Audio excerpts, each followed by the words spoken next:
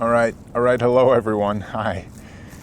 I had not planned to do a video today, but I felt inspired to do one. This is not going to be a very important update. I'm not really going to talk about anything to do with the case. Maybe I will a little, but I just wanted to say thank you to everyone who has subscribed, who has tuned in, watched the videos, clicked like, left a comment, etc. You know, in a couple of my videos, I've been negative towards you guys. I have said, you guys are bad. You don't do enough. And I suppose that's how I felt at the time. It certainly would be nice if some hero appeared from out of nowhere and could continue the fight for me. Because, to be honest with you, I've been dealing with this stuff for almost 5 years, and I just don't really have an interest for it anymore. I could make better videos.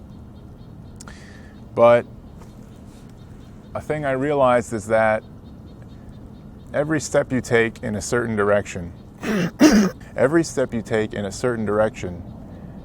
is a step you're not taking in another direction. And so the effort to plan and film and edit great content about this fake video just takes you down a certain path, and then you're not going in these other directions, which could end up making you happier.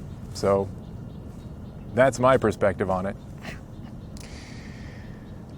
But I also felt, years ago, I felt an obligation to get the truth out about the fake videos. I felt an obligation because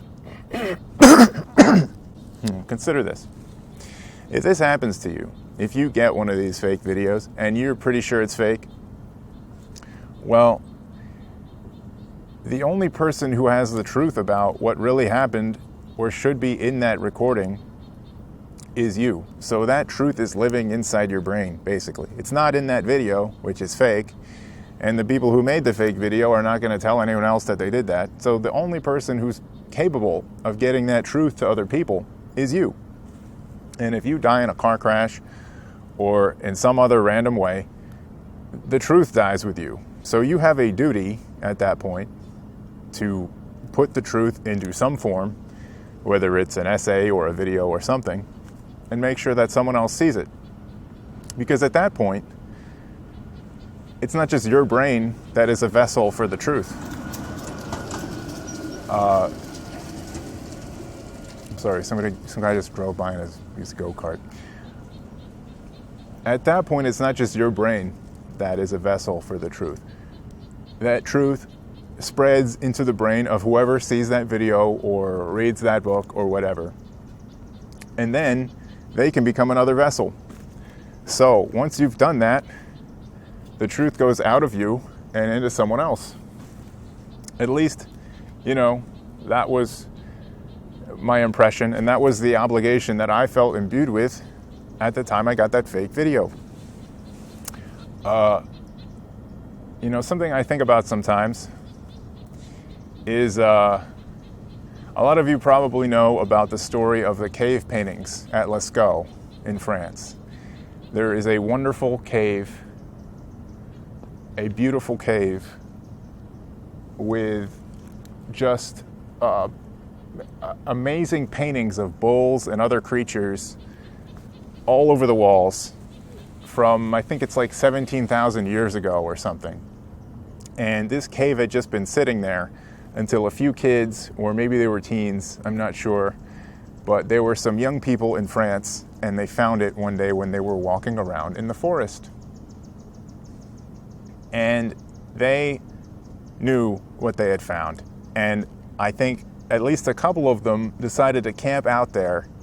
They waited near the cave paintings. They camped out by that cave for a whole year to make sure that, I guess, they wouldn't lose track of it or something. I don't know why they stayed there, but they stayed there to protect the cave and to protect the discovery because they knew it was more important than whatever other stupid thing they were going to do anyway.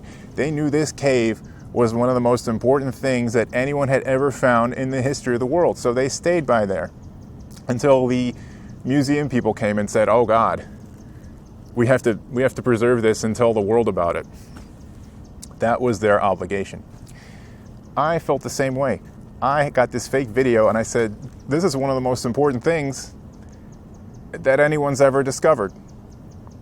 And so, just like those kids in France, I stayed by the cave. I stayed with the fake video, and I did my duty, I did my obligation to get the truth out to you guys, or to whoever was interested.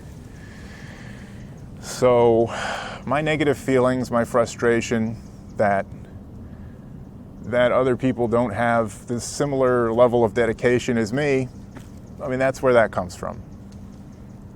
Because on top of that, now imagine when those kids finally got the proper authorities interested in the cave, and then they took it over.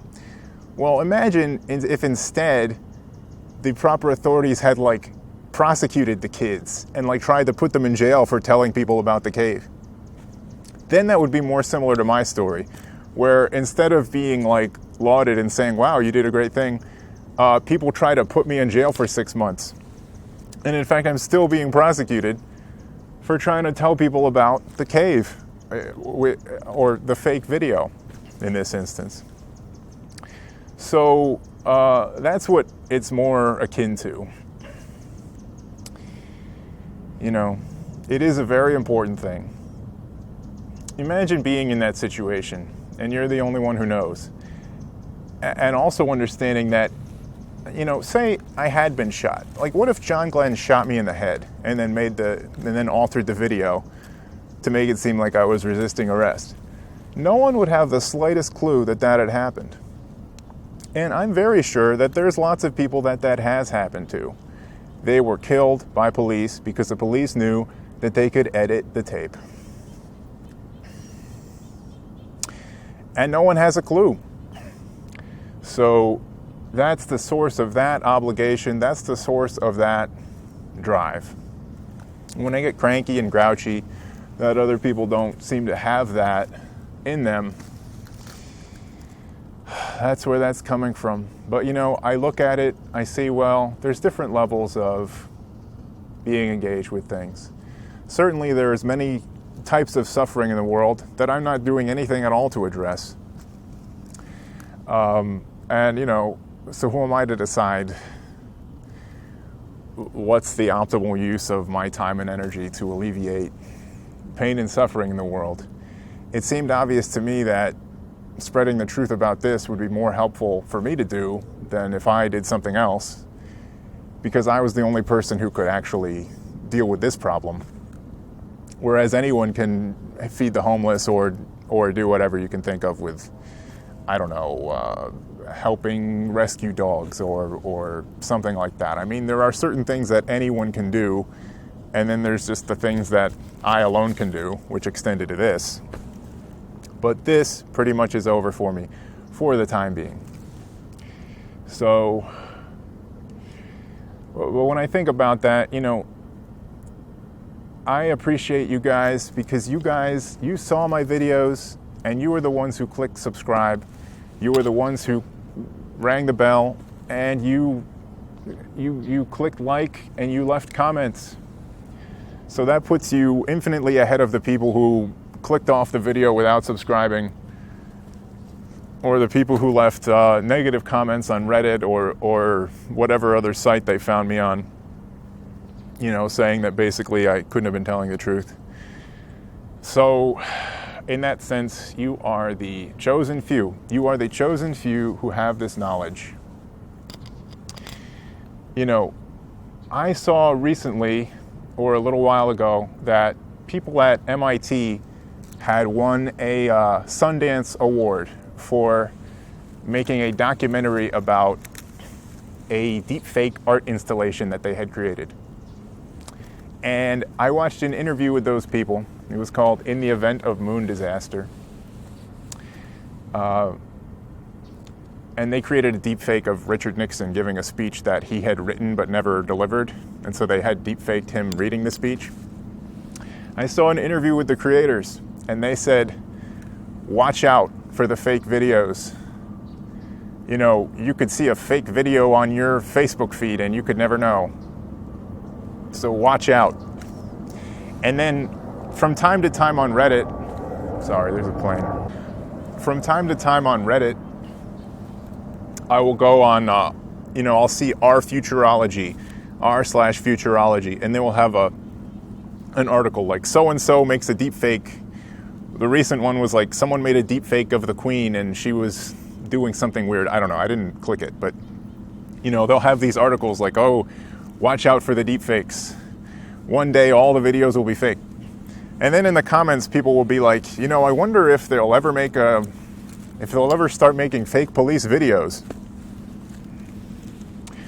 What a crazy world that would be. Well, it's been like that for at least 4.5 years, where they've been using these fake videos in court to prosecute people with. And no one has any idea except for you guys. So if you're on here on this channel, thank you. I have to say thank you, and I have to be grateful and appreciative of you. And I do feel bad when I lash out and I say negative things to my own subscribers. It makes me feel bad. And I think about it a lot. So I'm going to read your comments now. I'm going to read all the comments from my last video for the first time ever. That was a mistake on my part. No question.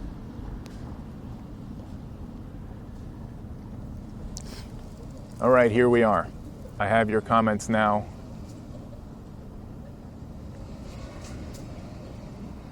Someone just drove their car. This isn't a highway. This is a campus. You're not allowed to drive on here. Anyway, Brady Alex, he said fascinating. Thank you, Brady. I'll be giving you a heart for this comment.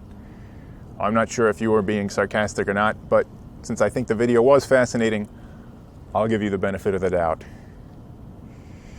Vicky Seelig says, not being able to see the faces of Dave Olson and Steve Morris during the live video hearing was a huge disadvantage and should not have been allowed. I think it's amazing that you stood up for your beliefs, especially with so many cards stacked against you. Well, thank you, Vicky Seelig. That's very nice. I'm giving you a thumbs up and a heart. Thank you. And I agree. I don't understand why they're allowed to get away with that, and why are they rewarded by having the decision against them overturned. A huge red flag, but no one does anything. It's becoming very clear to everyone that just everything is out the window now in terms of decorum, law, and the things we expected that we would have as part of, being in the United States. Okay.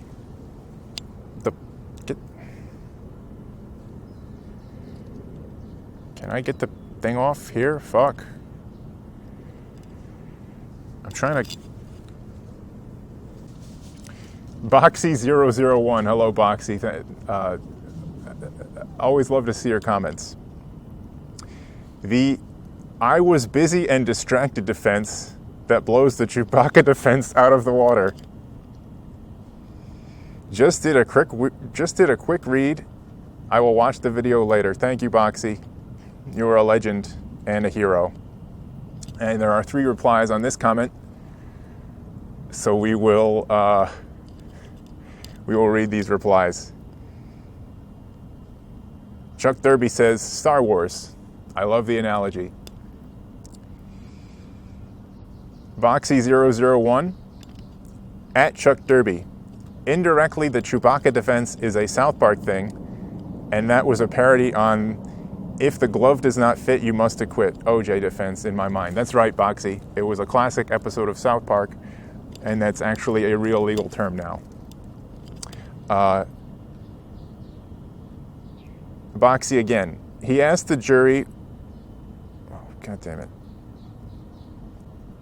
God damn it. Do the fucking... I'm trying to click read more. This is the worst app. Boxy, I'm trying to read your whole comment, and the YouTube phone app is so bad. I'm clicking I'm clicking read more. Oh my God. Let me click the button. YouTube. Wow. I'm sorry, Boxy, but the YouTube app, I was able to expose the fake video, something never before done in the history of the world. But clicking read more on this comment is impossible for me. So I'm going to give up. He asked the jury why a Wookiee like Chewbacca would want to live on Endor with the much smaller Ewoks when it does not make sense.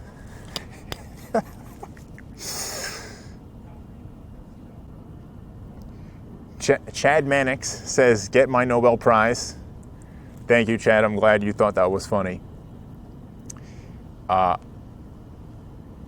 thought it was funny too. Prolific Lamb, sent by him, says, this is the same people being paid highly for upholding honor and decency. Throw the book at them. That would be nice. Actually, what's funny is that Judge Scotty actually got in trouble for throwing a book at somebody, or he threw a book at the wall. Maybe I'll play you that clip right now. Okay, so can you be fair to both sides? I think I would be biased. I don't know how. Well, you didn't say that yesterday. Well, I said I had other No, listen, issues. what we're not going to have in this jury is people coming in overnight and thinking up and trying to make up now so they can get out of the jury. That's not going to happen, all right? Right? Because if I find that someone said something yesterday under oath and changes it because they're trying to fabricate something to get out of serving on this jury, there's going to be repercussions, all right? I Now, did what's say- going on here? I Tell me did what's say- going on. I said I had other issues yesterday, and you said you'd get back to me. All right, so why you got issues? Why can't you're saying that you can't be fair and impartial to both sides? You're going to completely throw out our entire justice system because you don't want to be fair and impartial. Your Honor, may we approach? Your No, Honor. you can't approach. You're not going to be fair and impartial. Like I said, with my nursing history, and I've been involved with child abuse, and I've been involved with incest with young girls that delivered 13 years old. It makes me rather, biased. Ma'am, you're off this jury. You're off this jury. You're removed. Go home. All right? I don't like your attitude. Yeah, I think he had to face a commission. He had to face the Commission on Judicial Discipline for literally throwing the book at someone. So that is a nice comment and very relevant, Prolific Lamb. Rich R., another hero and a legend. Hello, Rich. John, you are stronger than them. Higher IQ, better memory. You are a pure soul, and you shall be victorious against these evil, empty scumbags. You have the deck stacked against you, but I know you will win this. Thank you, Rich. That's a very nice comment. It's nice to read your encouragement.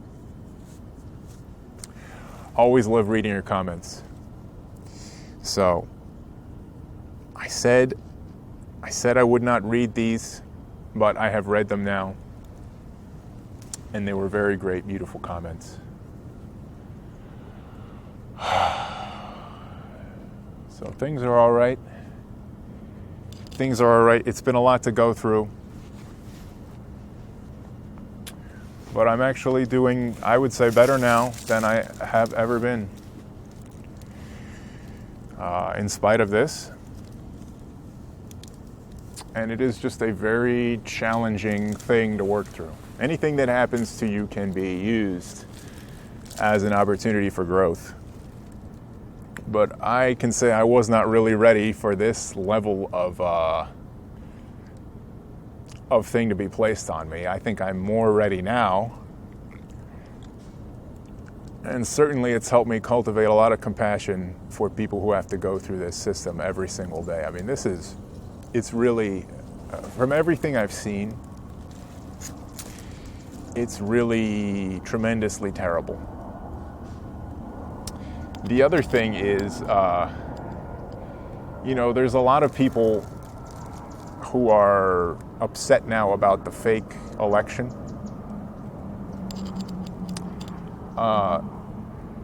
and I'll let you think whatever you think about that. But if you are convinced that that's fake, I mean, all I can say is, I get it. Believe me, I had a preview of this for the last 4 years, and it's not nice when you know something is true and the media refuses to report on it. People refuse to listen to you. People refuse to do anything about it, and everyone just wants to go with the flow. Even if the flow and the mainstream flow and the status quo of things is pure evil, and you show them the proof right in front of their face, they do nothing. So whether there was widespread fraud or not, I think it's safe to say from my own personal experience that I know directly that there is much more fraud going on than anyone will tell you, and that anyone even knows. So I will pray for all those affected by fraud. I will send them the compassion and relief from my heart to theirs. And to all of you who have watched, thank you. And you may see more content from me in the future, although hopefully it will not be about this. Or if it is about this, I'll really do a good job, and it will be a great video that lots of people watch. And, you'll get to say, I was there at the beginning. I was one of the first few people who encouraged John Hunt to make his wonderful expose that enlightened the world. So hopefully you have that to look forward to, and I'll see you when I see you. Thank you once again. Goodbye now.